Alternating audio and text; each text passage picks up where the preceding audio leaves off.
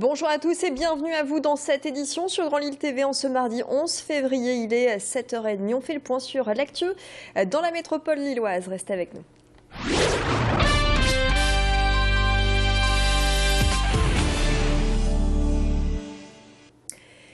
Et pour débuter ce flash, une bonne nouvelle pour les fans de motocross dans la région. La 32e édition du Supercross de Paris-Bercy aura lieu au stade Pierre-Mauroy. Un déménagement à Villeneuve-d'Ascq pour cause de travaux à Bercy où se déroulait la manifestation depuis 1984.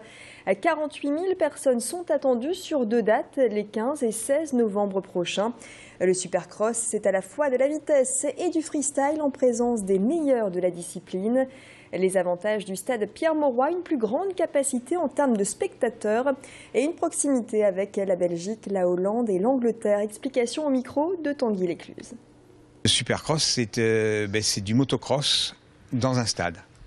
C'est un concept américain qui est né en 1974 dans le stade olympique de Los Angeles et que nous avons importé en France et en fait en Europe, on peut dire, en 1984, au tout début de l'enceinte du Palais Omnisport de Paris-Bercy. Et nous y sommes restés donc 31 éditions, plus de 90 soirées avec un succès phénoménal. Plus que quelques heures pour en profiter, dernier jour des soldes dans ce mardi 11 février. L'heure est donc au bilan pour les commerçants, comme ici dans ce centre commercial à ciel ouvert à Roubaix, où ces soldes d'hiver représentent entre 20 et 25% du chiffre d'affaires annuel. Et les professionnels sont unanimes, les ventes ont été satisfaisantes cette année.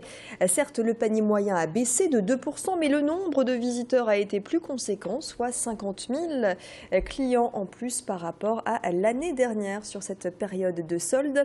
Un bilan positif, donc c'est ce que nous confirme cette responsable marketing.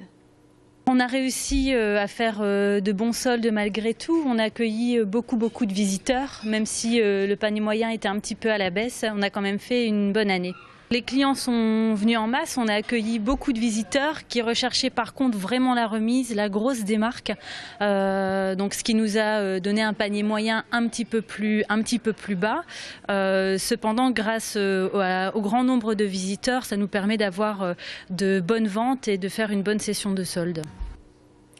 Gros plan à présent sur un bâtiment religieux qui a besoin de fonds. Il s'agit de la chapelle Notre-Dame de Réconciliation, située dans le quartier Vauban et Kermes à Lille. Le monument date du XIIIe siècle et son état nécessite d'importants travaux. Depuis 30 ans, l'association des Amis de la chapelle Notre-Dame de Réconciliation tente de réunir des fonds. Des travaux ont déjà eu lieu à l'intérieur de la chapelle, mais cette fois, il faut refaire la charpente, la façade, la toiture de l'édifice qui appartient au diocèse. Coût de l'opération, 250 000 €. Alors pour financer une partie des travaux, une vente aux enchères est prévue le 22 mars prochain. Jusqu'à présent, il y a eu des lustres, il y a des tableaux, des livres, des vases, des bibelots et des choses de qualité. Je pense que la vente sera intéressante et on peut continuer effectivement à en amener, même le matin de la vente, de manière à aider à la restauration de la chapelle, puisque ceux qui donnent un objet vont bénéficier d'un avoir fiscal. Des propos recueillis par Macha Grunessen et cette vente aura lieu donc à la chapelle Notre-Dame de Réconciliation. À présent, mieux lutter contre les discriminations à l'entrée des boîtes de nuit, c'est principalement l'objectif du collectif Kif Kif. Un collectif qui a mené une opération test vendredi soir. 3 groupes de personnes, l'un d'origine maghrébine, l'autre africaine et le dernier européen, ont tenté l'accès à 11 boîtes de nuit lilloises. Sur les 11 établissements, 10 ont refusé l'entrée au groupe de type non européen. Les participants étaient tous vêtus de la même manière et ont subi des tests d'alcoolémie pour éviter tout motif d'état d'ébriété. Un constat alarmant pour les membres de ce collectif qui ont filmé donc cette opération. Là, pour le coup, ils sont en train de... Les 2 premiers binômes ont pu rentrer et malheureusement, le dernier binôme de type maghrébin s'est fait refouler pour une excuse l'excuse qu'on leur a donnée, c'était que c'était une soirée étudiant, alors que pour les 2 précédents binômes, on ne leur avait jamais demandé s'ils étaient étudiants. Donc ils sont rentrés sans problème. Voilà. Donc ça, c'est vraiment la preuve qu'il y a vraiment une sélection à l'entrée de cette boîte de nuit. Et donc voilà, c'est vraiment une pratique qui est courante pour de nombreux bars sur Solferino-Masséna. Et puis on termine cette édition par ces images symboliques, celle de la démolition de l'ancien poste frontière de Requem sur la 22. Depuis 1993, plus aucun contrôle ne s'effectue à cet endroit, entre Lille et Gand.